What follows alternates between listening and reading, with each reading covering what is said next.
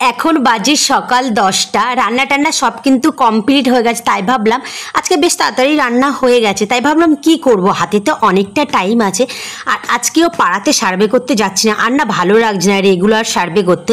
এখন ভাবলাম যে একটু মেয়েকেও একটু টাইম দিতে হয়, আজকে কিন্তু আমি মেয়েকেই টাইম দেবো। কিন্তু মাম্মা এখন ঘুমাচ্ছে। আর আজকে কেন তাড়াতাড়ি রান্না হয়েছে সেটাও তোমাদেরকে বলি। কালকে মাংস হয়েছিল, তো মাংসটা অনেকটা মতো ফ্রিজে ছিল, কালকে শুক্তো করেছিলাম, শুক্তোটাও ছিল, তাই ভাবলাম আজকে শুধু মাছের ঝোল করেছি আর শুক্তোটা চিকেনটা গরম করেছি, তাই তাড়াতাড়ি রান্নাটা হয়ে গেছে। তাই ভাবলাম না, অনেক দিন ফেসিয়াল করা হয় না, কবে যে ফেসিয়াল করেছি সত্যি গাইস আমি ভুলেই গেছি। আর এখন এত কাজের চাপ, মানে তোমাদের না বলে বোঝাতে পারবো না, এত চাপ না। মানে 5টা মিনিট যে 5টা লোকের সাথে গল্প করব সে টাইমটা নেই। এখন মনে হয় যে না ঘরের মধ্যে থাকি আর কাজগুলো কমপ্লিট করি, যেহেতু আমরা যে কাজে জয়েন্ট করেছি রেগুলার কাজ রেগুলার করতে হবে, রেগুলার খাতা রেগুলার লিখতে হবে, তো না হলে মনে থাকবো না। হলে কি জানো তো, ওই ছোট্ট নবজাতক শিশু এগুলো না মাথা থেকে বার হয়ে যায় জানো তো। তো তার জন্য একদম টাইম হয়ে ওঠে না। তোমরা আমাকে অনেকেই বলছো যে দিদিভাই তুমি আর ফেসিয়াল করছো না, তোমার মুখটাও কেমন হয়ে যাচ্ছে। সত্যি গাইস আমার মুখটা কেমন হয়ে যাচ্ছে, কেন না সেই সকালবেলা বার হয়ে যাচ্ছি 10:30 11টার দিকে, আর বাড়িতে আসছি 3টে 3:30টার দিকে, মানে টানা রোদে। আর কদিন তো বেশ গরম পড়ছে, তোমরা জানো এই টানা রোদ্দুরে আমি কিন্তু সার্ভে করছি। আর আজকে এই ফেসিয়ালটা এতটাই ভালো সব শেষ হয়ে গেছে। আর কাস্টমাররাও এই ফেসিয়ালটাই সবসময় বলে। তো সামনে তো পূজা আসছে, মানে জানো তো বাঙালিদের এটাই ভালো লাগে যে মা আসছে, এটাই আমাদের কিন্তু একটা ইমোশন, বলো এই মা আসবে আবার এই চলে যাবে, মনটা একদম মানে দুঃখ কষ্ট, কিন্তু এটাই বেশ ভালো লাগে।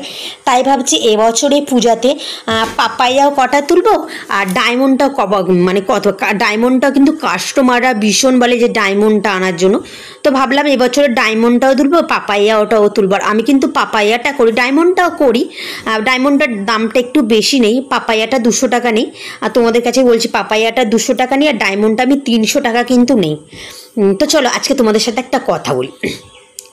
আগের জীবনটা ছিল, আগে মানে বিয়ের প্রথম তোমাদের সাথেও শেয়ার করেছি যে যেন ওই এক ঘরের মধ্যে আর থাকতে ভালো লাগছে না, সংসার রান্না এই জীবনটা সত্যি আর ভালো লাগছে না। তোমাদের সাথে সবসময় বলতাম 4 দেয়ালের মধ্যে আর ভালো লাগছে না, কিন্তু গাইস এখন মনে হয় এই 4 দেয়ালটা আমি খুবই এখন মিস করি। এখন ওই যে সকালবেলা বার হয়ে যায় আর ওই বাড়িতে আসি, কত গল্প করবো। আর সবচেয়ে ভালো লাগে কি জানো তো, যখন আমি সার্ভে করতে যাই ওই ছোট্ট বাচ্চারা এসে আন্টি কেমন আছো এইগুলো যখন বলে না, দিদি কেমন আছো, এত ভালো লাগে তোমাদেরকে। ওই ছোট্ট বাচ্চাগুলো এসে যখন জড়িয়ে ধরে কত যে কিউট লাগে তোমাদেরকে কি বলবো। আরও যখন ওই ঠাকুমারা তাদের দুঃখ কষ্টের গল্পগুলো বলে, এতটা কষ্ট হয় কিন্তু না জানো ভালো লাগে। এই জীবনটা সত্যিই ভালো লাগে, প্রত্যেকটা মেয়ের না সত্যি কিছু করা একটা সত্যিই দরকার। আগে না মনে হয় 4 দেয়ালের মধ্যে একটু থাকতাম, পাশে এই ঝগড়াঝাটি এর কথা নিয়ে ওর কথা, কিন্তু গাইস একদম এখন টাইম নেই এর কথা নিয়ে ওর লাগানো।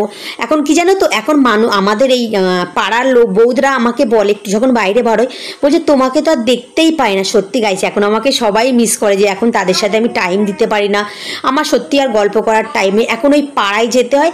আর সত্যি আমি পাড়ায় একদিন না গেলে না আমার সত্যি এতটাই কষ্ট হয়। ওই যে ঠাকুমাগুলো আমার মেয়ে বলে ডাকে যে মা, আবার এত সুন্দর বলে ডাকে যে মা বসো আমার বাড়ি খেয়ে যাও, মা তুমি কবে আসবে, মানে ওই যে ঠাকুমাগুলো ওই 30 40 50 বছরের ঠাকুমাগুলো যখন ওই কাছে বসে এসে জড়িয়ে ধরে, এত ভালো লাগে না কি বলবো তোমাদের। সত্যি এগুলো খুব মিস করি, ছোট্ট এবং আমাদের মায়েদের বয়সী যারা মানে পাশে এসে বসে, তাদের সুখ দুঃখ মনের কথাগুলো বলে, সত্যি খুবই ভালো লাগে।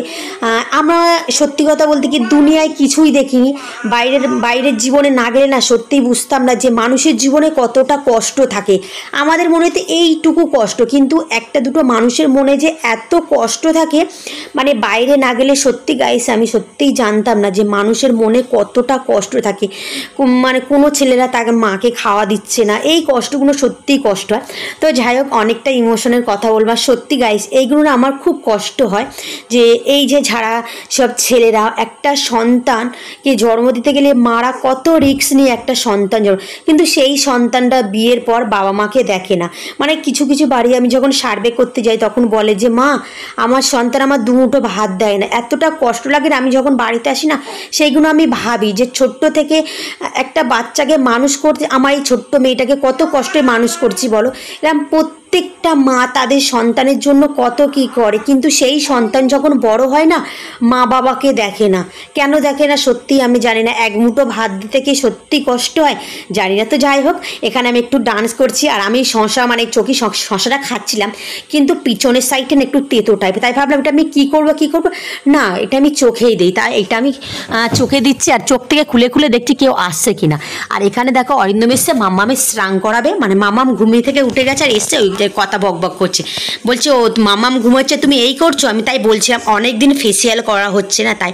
তো যাই হোক আমি অনেকটা ইমোশনের কথা বললাম। কি জানো তো গাইস, আমার এইগুলো খুব কষ্ট দেয়, বাবা মাকে যে কষ্ট দেয় না আমার তো সত্যি কথা বলতে কি তাদের একদম সহ্য হয় না। হ্যাঁ রাগ হলো, দুটো ছোট বড় কথা বললাম তা বলে তাকে আমি ভাত দেবো না, আলাদা করে দেবো, বাড়ি থেকে তাড়িয়ে দেবো, এটা প্রত্যেকটা মেয়ে এবং ছেলেদের সত্যি করা উচিত না। কেননা আমরাও একদিন মা হব, আমাদেরও বয়স হবে, পিছনের দিনগুলো ভেবে দেখো না, আমরাও কারোর সন্তান ছিলাম, এখন আমরা মা, আমরাও বয়স হব, আমাদেরও সন্তান হবে, সেই সন্তান যখন আমাদের দিকে আঙুল তুলবে তখন কেমন হয় বলো। তো তোমরা অনেকেই ভাবছো যে আমি জ্ঞান দিচ্ছি, না গাইস জ্ঞান না। আমি যখন পাড়াতে সার্ভে করতে যাই না এইসব মহিলারা আমাদের তখন বলে না, সত্যি খুবই কষ্ট হয়, ওষুধ থাকে না, তাদের খাবার কিছু থাকে না, কিন্তু আমার তো সেটুকু সামর্থ্য নেই যে আমি তাদের কিছু দিয়ে সাহায্য করি, কিন্তু আমি দেই কিছু সাহায্য, কিন্তু সব কিছু আমি ক্যামেরা ক্যাপচার করি না, কিন্তু এগুলো করাও উচিত না। আমি আমার সামর্থ্য হিসেবে আমি সবাইকে সাহায্য করি এবং আমি ঈশ্বরকে সবসময় বলে আমি যেন সবাইকে সাহায্য করতে পারি, কিছু টাকা দিয়ে তাদের খাবার টাবার যেন আমি দিতে পারি। তো কিছু মানুষের আমি দিয়েছি, আরও যেন দেবো, এই আশীর্বাদ